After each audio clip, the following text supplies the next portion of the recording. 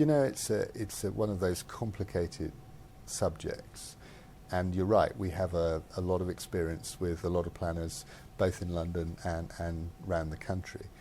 I think it's fair to say that it's a complicated system. It's not just planning. We look at the kind of non-planning stuff, which often can take nearly as long.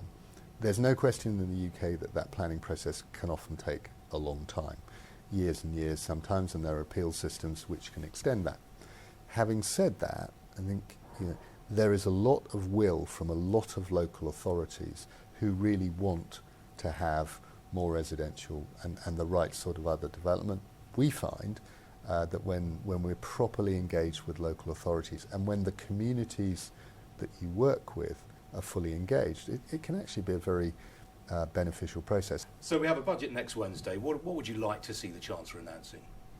A lot of people are going to be looking for clarity. I think that's going to be helpful. We do know that that's hard for the government to provide in terms of in terms of some of the negotiations. They are going to take a while. They are going to be difficult. As you know, many people think they'll go right down to the wire.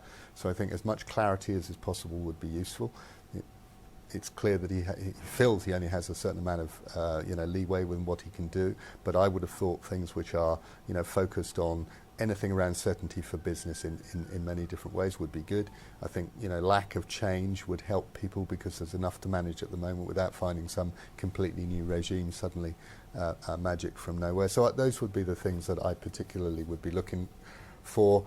I do think there is a lot of appetite in this country right now to find ways of helping faster rates of house building, for example. One of the areas that we're quite interested in principle is the rental housing market. Can we build more houses in order to create a rental product? For very understandable reasons, the government has been quite focused on help to buy, and I think that's fine. But we have the opportunity at one of our big developments down at Canada Water to deliver. We're submitting a plan next year to build 650 homes. We feel that a rental part of that would be really appropriate, as well, of course, as affordable.